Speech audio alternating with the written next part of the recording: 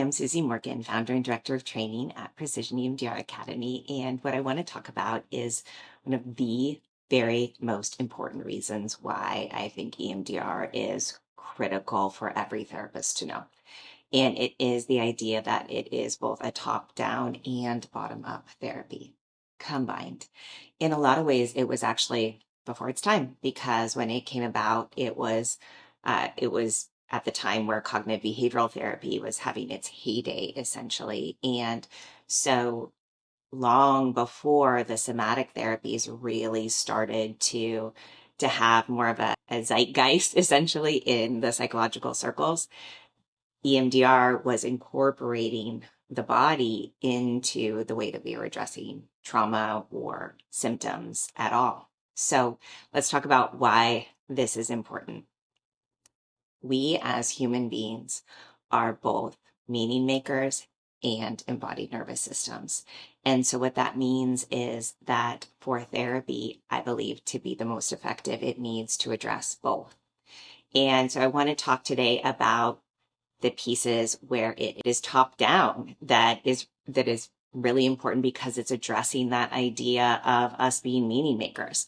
And then on the flip side, what I want to do is talk about it being bottom up, because of the critical ways that it addresses our nervous systems and the way that trauma is stored and expressed in the body. So let's start with top down.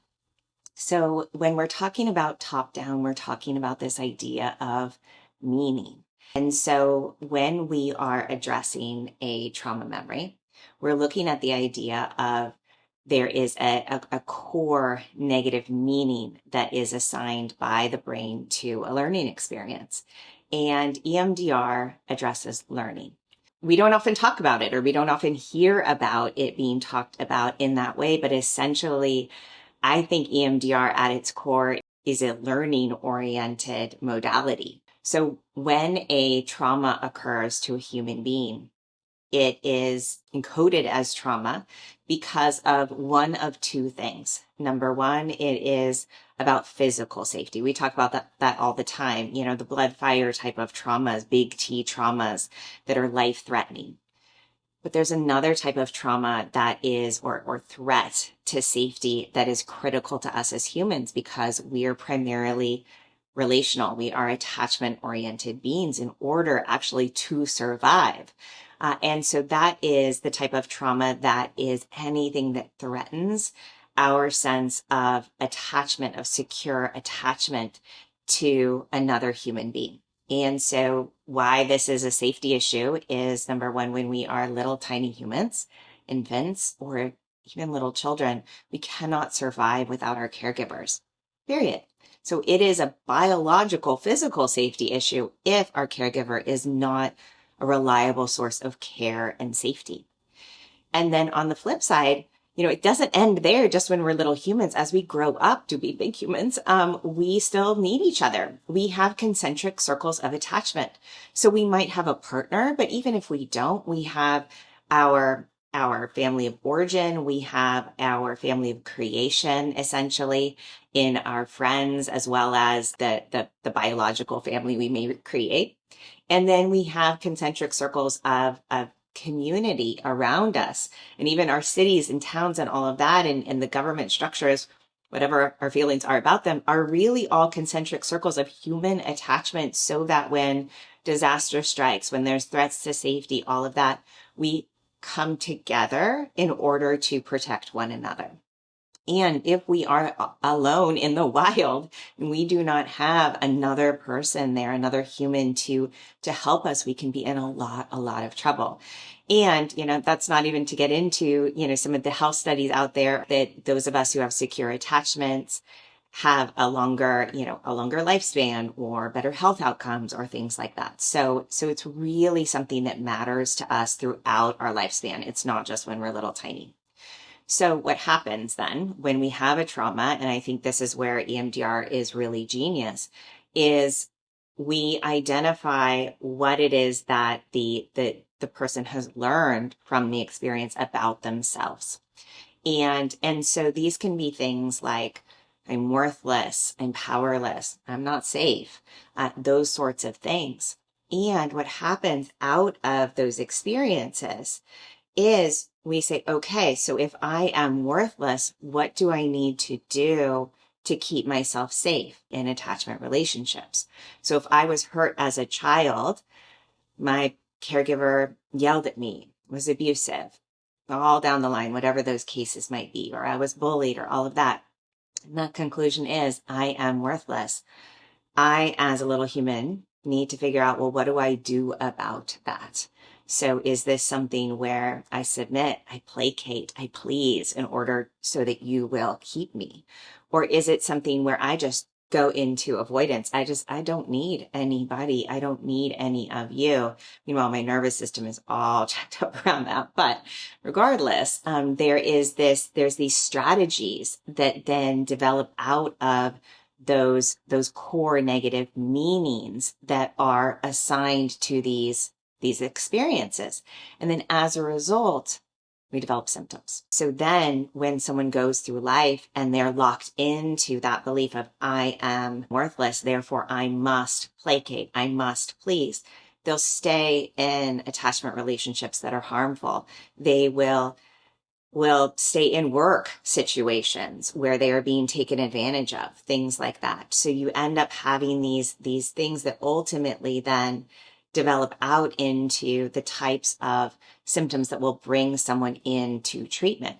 The same could happen if, I'm worthless turns into something like I then experience, a sense of failure when I try something. And so the best thing for me to do is just withdraw, shut down, go into a depressive state. And so a client can come into us, and as we decode those symptoms down to those core meanings, what we find is there's these series of events that this client has had where they concluded I'm worthless and therefore it's better for me not to reach. It's better for me not to try because that is what is ultimately safer.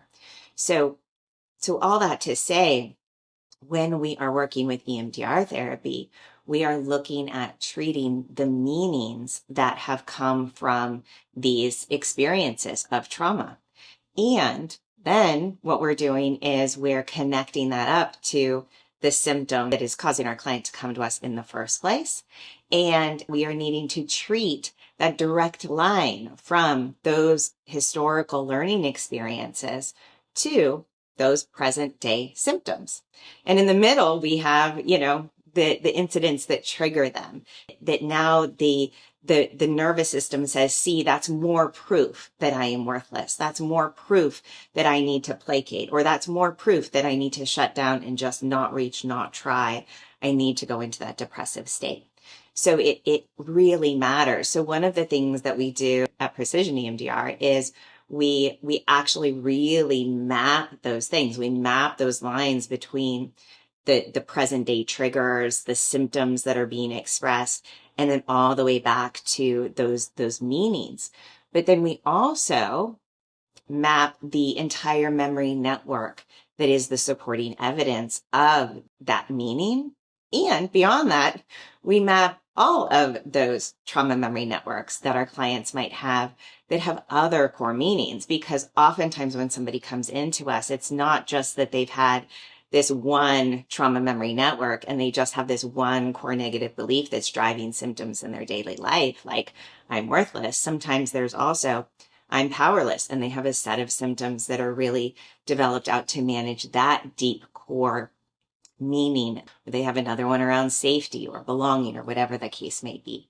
And so mapping those things out really is helpful, because we as human beings are driven to respond to our environment based on these core primary beliefs about ourselves that we need to manage in order to keep a sense of security and safety in our physical lives, and especially in our relational lives. So using the fact that we are meaning makers to organize treatment makes a whole lot of sense, because that's actually how the brain organizes it. But if all you're doing is treating cognitions, all you're doing is treating the memories from a top-down method, it doesn't work that well. So cognitive behavioral therapy, yes, it has great, evidence-based treatment, things like that. But the reason why I say it doesn't work that well is because it's something where the person has to continue day in and day out to stop their thoughts, to challenge their thoughts, to remind themselves of what's true instead, and sort of do this manual gear shifting day in and day out to teach their brain through kind of habit strength to respond differently.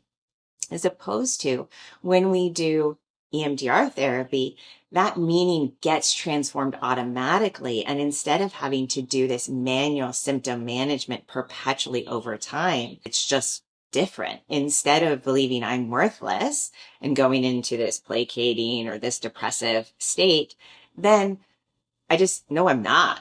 I know I'm absolutely worthwhile. I'm lovable. I'm whatever that is. And so therefore what follows is an automatic different response to these relational environments.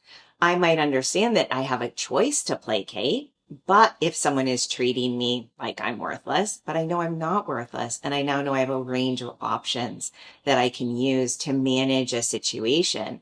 If I need to remove myself from closeness in that sort of relationship, or I need to look for another job or advocate for myself with the higher ups or whatever the case might be. Or instead of going into a depressive state, I might learn that I can manage taking risks. I'm actually not perpetually going to get negative feedback, and therefore I can reasonably take risks to change the outcomes and the opportunities in my life.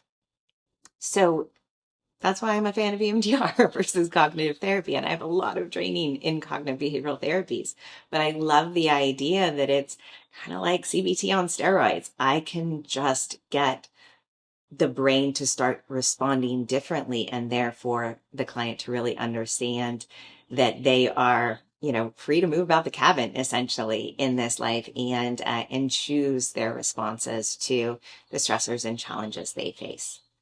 So then let's talk about bottom up. So this is the idea that if we're only addressing the head, enough, because we are embodied nervous systems. And so the thing I love the most about EMDR is that, like I said, it treats both. And so let's talk about how it treats both. So when we're doing that original lighting up of a target memory for reprocessing, we are using TICEs. We choose that target memory. We identify the image of the worst part. We identify that cognition, that meaning, as well as the meaning we're trying to move toward. And then we move into emotion, measuring how disturbing the whole thing is, and ultimately sensation. So where do you feel it in your body is the final question we're asking before we start into reprocessing. And what that does is it lights up everything about that way the memory is stored and activates it the most through the nervous system. And that's critical. Now, where I've seen some errors, I think, in what I'm going to say is the way it's trained, not actually the clinician's fault, because I've seen such consistency in this, is that oftentimes that TICES, that assessment phase is presented as just a checklist. Like, this is how we check the boxes about this target memory, and there isn't really an understanding that that's an ignition process. The entire purpose of that is not just to gather the baseline data, even though we do that to know where we're starting. The entire purpose of it involves lifting off, essentially, deepening in so that the activation moves into a memory reconsolidation process. And activation is critical for memory reconsolidation to occur. So we've learned that from Bruce Ecker, from Ad de Jong. So there's a lot of people talking about this, and I talked about it even in the last recording that I did. So what we have to do there is we need to activate, and the body is the key to that final bit of full activation. What is critical is to not do the assessment phase, do the whole TICES, shut down the session and say, okay, next time we'll come back and reprocess. We gathered our information. Don't want to do that because ultimately it's kind of cruel to your client because you've lit it up in their nervous system. Like all that meaning is lit up, the sights and sounds of the memory, and now it's lit up in their body. And now you're saying, shut it down, go home, have a good night's sleep, come back next week and we will do this reprocessing. And that I think is just a recipe for your client being pretty miserable during that week or that space between appointments. So I encourage my consultees always, always, always to wait to actually do the whole set of steps for the assessment phase until the day that they're actually going to do the reprocessing immediately after, because it is the ignition process. So it ends with that body, like I said. And then what happens during the reprocessing is we need to keep it sufficiently activated to be reprocessing effectively. And so sometimes what we'll notice is our clients are kind of in their head, or they're, instead of following their brain, they're maybe thinking about what should happen, or maybe something's getting a little challenging to go there. And so they're staying up here a bit. And so I think one of the most frequent interweaves I do when that's the case is to just say, now, where do you feel it in your body? So if somebody comes up with a thought and they feel like they're just thinking, or even if they talk about feeling an emotion, I'm going to ask them to deepen that in. It's the slightest little intervention, but it moves them deeper into that activation. And that activation is key for our efficiency and effectiveness in moving them through that reprocessing, because I do not want to prolong their pain. I want to move them through that. And so them just sort of dipping their toe in versus deepening fully in through their nervous system, the dipping their toe is going to move it slower. And sometimes we need to do that, but most of the time we actually need to move them deeper into it to move them through more rapidly. And the body is the key to that. The other thing is there's other interventions or other interweaves essentially that are a part of helping somebody move through blocked processing that's really key, or helping them resolve complex developmental trauma that's really critical, that we have learned, like Francine Shapiro says, from the way things naturally process. So what we will see is that sometimes during the processing, a client will automatically, spontaneously move into speaking the words they weren't able to speak at the time. Maybe because they were little tiny and they would be severely punished or in danger if they had said those things. Or they're able to fight back when in the original situation, that would have been absolutely impossible. And so their body knew to freeze, or their body knew to shut down.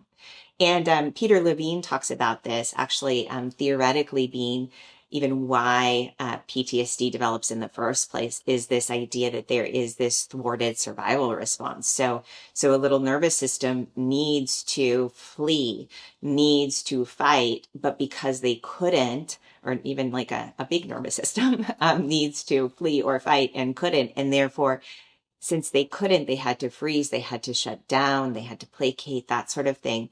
What ended up happening is it got locked in the body. And so a big part of somatic therapies is helping the body move through that trauma physically. And the amazing thing with EMDR is we are actually able to do a lot of that just imaginally. So just asking our client to do whatever their body feels like it needed to do at the time and imagine doing that can actually move them through that whole arc of release in a really powerful way. And one of the things that I love the most to do with complex developmental trauma, when there were these unmet developmental needs for a little one, is that you bring the adult self in to have the little one's back while they say the words, while they do the things that they wanted to do in order to fight back against what happened. Or the little one is able to watch as the adult speaks on their behalf or acts in a protective way physically on their behalf in the ways that they really needed when they were little. And so having all that done imaginally interestingly, does actually seem to release that from the nervous system as well. Now, there are these, amazing practitioners who have combined both somatics and EMDR therapy. And so I encourage you to learn all of those things too. But just that power of imagination as an interweave is extraordinary.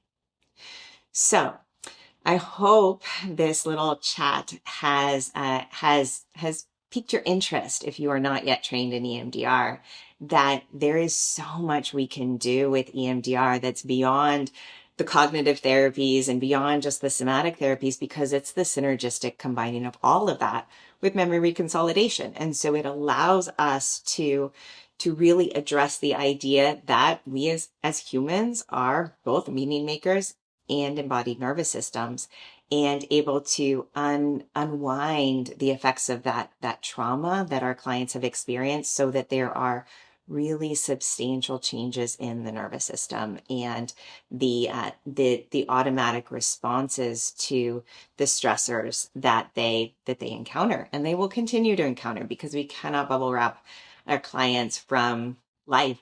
Life is very challenging, and there will continue to be things that they will need to navigate. So by working in this way, we're able to really increase their resilience, both in the way they think, but also in the way that their body responds. So if you would like to learn from us at Precision, we address all of this in our basic training. And then we also have a refresher course and an advanced courses in complex developmental trauma and other, and other advanced courses by people on our team, if there's more you would like to learn along these lines. And myself and others on the team engage in consultation groups that are curriculumed with our core courses that address all of this. So we'd love to have you join us if you would like to at any point. So leave a comment here. What are your thoughts on this? What are your questions? Or reach out to me on Instagram at precisionemdr, or email me, Susie@precisionemdr.com. I'd love to dialogue with you about all this and have the opportunity to teach you or mentor you in any way, should you so desire.